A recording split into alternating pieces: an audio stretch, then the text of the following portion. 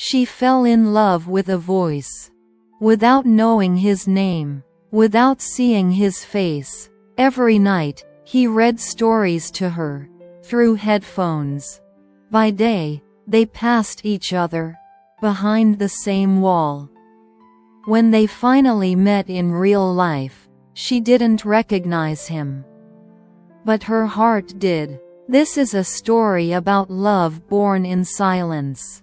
About a voice that became home. About coincidences that turn out to be fate. And about a quiet question that changes everything forever. Love Stories Max. Welcome to my channel. Enjoy watching, friends. The voice behind the wall. I used to think loneliness had no sound, until I heard his voice. My nights were always the same. A small lamp with warm light. A blanket pulled up to my chin. A cup of tea I never finished. And my headphones. I turned on audiobooks not because I needed stories to fall asleep, but because I needed that voice.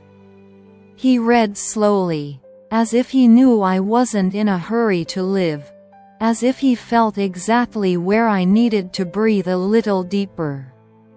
His voice was low, warm, slightly rough, the kind that wraps around you. When he said a name, it felt like he was speaking to me. When the characters fell silent, I stared into the darkness of my room and stayed silent with them. I didn't know what he looked like. I didn't know how old he was. I didn't even know his real name. To me, he was simply the voice. I listened to him at night while someone behind the wall sometimes walked around, moved a chair, quietly closed a door. I felt annoyed when the noise interfered with the story. I had no idea that those sounds belonged to the very life that gave me the voice in my headphones. One evening, I caught myself thinking something strange. If his voice disappeared, I would be scared. As if I would lose someone very close, someone I had never met. We met in the least romantic way possible. The elevator stopped between floors. The light flickered. I sighed, clutching my bag to my chest, and he said, "Looks like we'll have to be patient." His voice sounded familiar. But I brushed the thought away. All voices start to feel familiar when you listen to too many audiobooks. Anthony looked ordinary. A dark coat, slightly messy hair, attentive eyes. He stood at a polite distance, as if instinctively knowing I needed space. We talked about small things. Broken elevators, strange sounds in old buildings. How the city feels more honest at night. "I don't sleep much at night," I said. "Neither do I," he replied, smiling, as if that answer mattered. I didn't recognize him. Not then. Not yet. We started running into each other often. On the stairs. In the courtyard. By the mailboxes. He brought coffee, just in case, because I was always cold. He remembered I didn't like sugar, but loved cinnamon. He listened, without interrupting, without correcting, just listened. One day I admitted, I listen to audiobooks to fall asleep. There's one narrator. His voice is incredible. Anthony froze for a fraction of a second. "And how does it make you feel?" he asked quietly. "Like someone is sitting next to me. Like I'm understood," I answered honestly. He looked down, smiled, and said nothing. I found out by accident.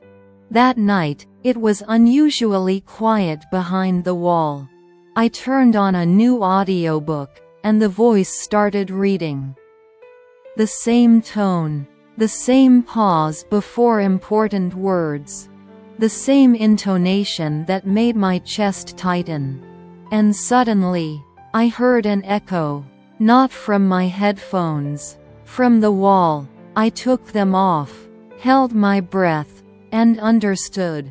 My voice, my nights, my loneliness, all this time, they had lived on the other side of the wall.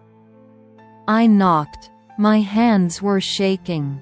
Anthony opened the door with headphones around his neck. His eyes were just as confused as mine. "It's you," I whispered. He didn't deny it. "I was reading for you," he said softly, without knowing it. I laughed and cried at the same time. Because it turned out that the voice that saved me at night belonged to the man who held my coffee during the day. That my loneliness had never been empty. It was simply waiting for me to notice. Now I fall asleep without headphones. Because his voice is next to me. Alive, real, mine. Sometimes he still reads out loud. Just for me. And every night I think about how strange and beautiful it is to fall in love with someone long before you recognize their face. Our first date didn't have a clear name. We didn't call it a date. We simply didn't rush to say goodbye. Anthony said, "Do you want to take a walk?" And that was enough. It was cool outside, that special evening chill when the city is already tired but not asleep yet. The streetlights glowed softly, as if they were meant just for us. I walked a little slower than usual, and he matched my pace, quietly, naturally. We spoke in low voices. About books that leave a mark. About voices you trust more than words. About nights when the world feels more honest. "I always imagined you differently," I admitted. "And I was afraid you'd recognize me right away," he smiled. He bought us tea from a small stand. Held the cup so my hands would stay warm. Remembered, again, no sugar, but cinnamon. I watched the way he listened to me, tilting his head slightly, as if he was afraid to miss something important. And in that moment, I realized, I didn't recognize him with my eyes. I recognized him with my heart. We stopped in front of the building. Mine. Ours. The same one where everything began. The air between us grew thicker. He didn't rush, didn't lean in first. He just stood close, leaving the choice to me. "May I?" he asked softly, the way he would read a line from a book. I nodded. His kiss was careful, as if he wasn't afraid of losing me, but of breaking the moment. Warm, slow, real. I felt the world pause, and all those nights with headphones come together into a single second. When we pulled back, he touched his forehead to mine. "I'll read only for you now," he said. And I knew I would never fall asleep feeling alone again. I knew that evening would be special, but I didn't know how special. Anthony said he wanted to take a walk. The same route where we once shared more silence than words. The air was soft and warm, as if the city had decided not to interfere with us again. He walked a little slower than usual. Spoke less. His fingers found mine from time to time, as if checking. "I'm here, you're here, this is real." "Do you remember," he said, "how you didn't recognize my voice back then?" I smiled. I would recognize it now among thousands. We stopped where it was quiet. No streetlights. No people. Just our breathing, and the same calm I once found in my headphones.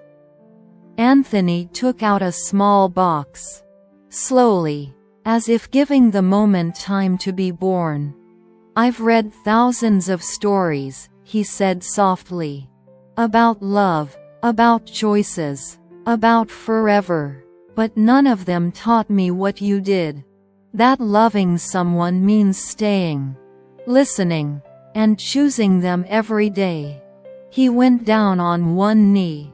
I stopped breathing. "Monica," he said in the same voice that once carried me into sleep, "will you marry me? Will you let me read our life with you, every single day?" The ring was simple, warm, the kind that doesn't shout, but promises. It trembled along with his hand.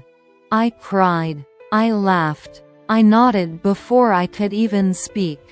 "Yes," I whispered. "Yes. Always yes." He slid the ring onto my finger, pressed his lips to my hand, and then held me as if he was afraid to let the world slip away. That night, I understood something clearly. I once fell in love with a voice. And now, I chose a life with the man who knows how to listen to me. A year has passed. Sometimes it feels like it passed quietly. And sometimes, like it had a sound. The sound of his voice in the morning, reading me lines from new books before coffee. The sound of my laughter when I ask him to start over because I want to hear that paragraph again. Our wedding wasn't loud. It was warm, bright, real. I remember how he took my hand before we stepped out to face everyone. His palm trembled slightly. "I'm here," he whispered. And that was enough. I remember the way he looked at me, as if he was listening. Not judging, not comparing, just receiving me, as if I were a story he wanted to read slowly for the rest of his life. When he said his vows, his voice was a little rough. Not a narrator's voice, not perfect, just alive, and I knew this was the voice he would use to read our forever. Now we live in the same apartment, behind the same wall that once separated us with silence. Now it holds laughter, shared tea, late-night conversations, and a voice I no longer need to search for in headphones. Sometimes I wake up at night and listen to him breathe, steady, calm, and I think about how strange and beautiful it is. I once fell in love with a voice, and I found a home. A year has passed, and I know this is only the beginning of our story.